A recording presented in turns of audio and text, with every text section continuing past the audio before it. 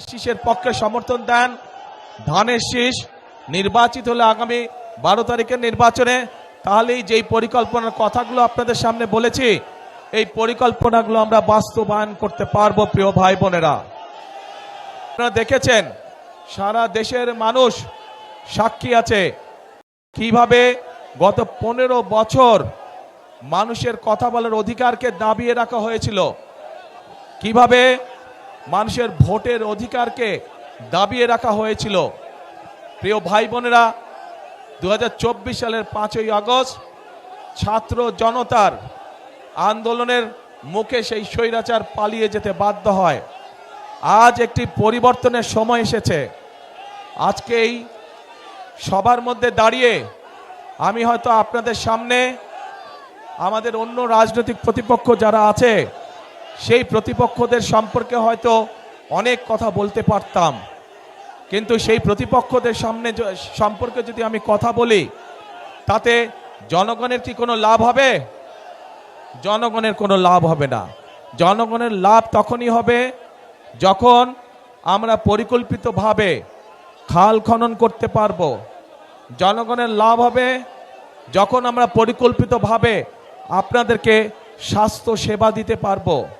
জনগণের লাভ হবে যখন আমরা আমাদের তরুণ যুবক তরুণদের জন্য মা বোনদের জন্য আমরা কর্মসংস্থানের ব্যবস্থা করতে পারবো। জনগণের লাভ হবে যখন আমরা আপনাদের জন্য রাস্তাঘাট ব্যবসা বাণিজ্য অর্থাৎ আইন শৃঙ্খলা সঠিক রাখতে পারবো, তখনই জনগণের লাভ হবে। রাজনৈতিক প্রতিপক্ষ সম্পর্কে অনেক কথা বলা যায়, কিন্তু তাতে জনগণের লাভ কোনোই হবে না। প্রিয় ভাই বোনেরা, আসুন 5ই আগস্টের পরে দেশের মানুষ পরিবর্তন চায়। যেই পরিবর্তনের ফলে দেশের মানুষের সমস্যা ধীরে ধীরে কমে আসবে। সেজন্যই আমাদেরকে পরিশ্রম করতে হবে, আমাদেরকে কাজ করতে হবে, আমাদের কৃষকদের ফসলের উৎপাদন বৃদ্ধি করতে হবে, আমাদের মা বোনদেরকে অর্থনৈতিকভাবে স্বাবলম্বী করতে হবে, আমাদের তরুণদের যুবকদের কর্মসংস্থানের ব্যবস্থা করতে হবে। আমাদের মানুষরা দেশের মানুষ যাতে নিরাপদে রাস্তাঘাটে চলাচল করতে পারে, নিরাপদে ব্যবসা বাণিজ্য করতে পারে, নিরাপদে চাকরি বাকরি করতে পারে, সেই জন্য আইন শৃঙ্খলা ব্যবস্থাকে কঠোর হস্তে নিয়ন্ত্রণ করতে হবে। আমাদেরকে জনগণের তখনই ভাগ্যের পরিবর্তন হবে। আমরা দেখেছি বিগত স্বৈরাচারের সময় কিভাবে এই দেশের জনগণের সম্পদ লুটপাট করে বিদেশে পাচার করে দেওয়া হয়েছিল। আমরা যে সকল পরিকল্পনা আপনাদেরকে বললাম এগুলো আমরা তখনই বাস্তবায়ন করতে পারবো, এবং এইসব পরিকল্পনা জনগণের ভাগ্যের পরিবর্তন তখনই করতে পারবে যখন আমরা এই যে দুর্নীতির লাগাম টেনে ধরতে পারবো, তখনই আমরা এইসব পরিকল্পনা বাস্তবায়ন করতে পারবো। এবং এই সকল পরিকল্পনা বাস্তবায়ন করতে হলে জনগণের জন্য আইন শৃঙ্খলা ব্যবস্থা কঠোর হস্তে নিয়ন্ত্রণ করতে হলে দুর্নীতির লাগাম টেনে ধরতে হলে প্রিয় ভাই বোনেরা, আপনাদেরকে আগামী 12 তারিখে ধানের শীষকে নির্বাচিত করতে হবে। কারণ যে পরিকল্পনার কথাগুলো আপনাদের সামনে আমি তুলে ধরলাম এই পরিকল্পনাগুলো হচ্ছে ধানের শীষের পরিকল্পনা। আমরা অতীতেও দেখেছি যে ধানের শীষ যতবার দেশ পরিচালনার সুযোগ পেয়েছে, সেই শহীদ রাষ্ট্রপতি জিয়া রহমানের সময় দেখেছি, সেই দেশনেত্রী খালেদা জিয়ার সময় দেখেছি যে মানুষের ভাগ্যের পরিবর্তন ধীরে ধীরে হয়েছে। কাজেই ইনশাআল্লাহ আগামীতে আপনারা আবার ধানের শীষকে নির্বাচিত করলে ধানের শীষ সরকার গঠনে সক্ষম হলে আল্লাহর রহমতে আমরা আবার খালেদা জিয়ার রেখে যাওয়া কাজগুলো আমরা আবার চালু করব।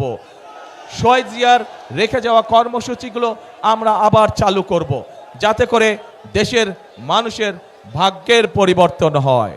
প্রিয় ভাই বোনেরা, কথা একটাই, একটু প্রথমেই বক্তব্যের বলেছি যে ফেনী, লক্ষ্মীপুর, নোয়াখালী এইখানকার মানুষের যেমন বিএনপির উপরে একটা হক বা দাবি আছে, ঠিক বিএনপিরও এই 3 জেলার মানুষের উপরে একটা হক বা দাবি আছে। কি সেই দাবি? ধানের শীষকে নির্বাচিত করা। কারণ এটা খালেদা জিয়ার এলাকা, খালেদা জিয়া এই এলাকার সন্তান, খালেদা জিয়া এই এলাকার মেয়ে। স্বাভাবিকভাবেই ধানের শীষ নির্বাচিত হলে খালেদা জিয়ার সম্মান বৃদ্ধি পাবে। এবং আমি মনে করি এই এলাকার মুরব্বী সহ মা বোনেরা সহ তরুণ যুবক সহ তরুণরা সহ সকলেই তাদের এলাকার সন্তান খালেদা জিয়ার সম্মান আসমানের উপরে তুলে ধরবে ইনশাআল্লাহ। প্রিয় ভাই বোনেরা, আসুন 12 তারিখে আমরা গণতন্ত্রকে পুনঃপ্রতিষ্ঠিত করি। কারণ গণতন্ত্র যদি পুনঃপ্রতিষ্ঠিত হয়, দেশে যদি জবাবদিহিতা থাকে, যদি আপনার নির্বাচিত জনপ্রতিনিধি থাকে, তাহলেই একমাত্র এলাকার সমস্যার সমাধান করা সম্ভব হবে। বিগত 15 বছর ধরে সারা বাংলাদেশের কোথাও কোনো সত্যিকার অর্থে জনপ্রতিনিধি ছিল না, এবং যেহেতু সত্যিকার অর্থে জনগণের প্রতিনিধি ছিল না, সে কারণেই দেশের আজকে এই অবস্থা।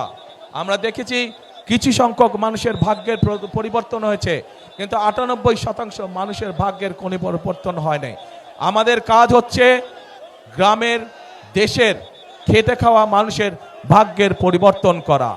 আপনারা গণতন্ত্রের বুনিয়াদ যদি শক্তিশালী করতে হয়, তাহলেই একমাত্র সম্ভব জনগণের অংশগ্রহণের মাধ্যমে গণতন্ত্রের বুনিয়াদ শক্তিশালী করা। এবং গণতন্ত্রের বুনিয়াদ যত শক্তিশালী হবে, তত মানুষের ভাগ্যের পরিবর্তন হবে।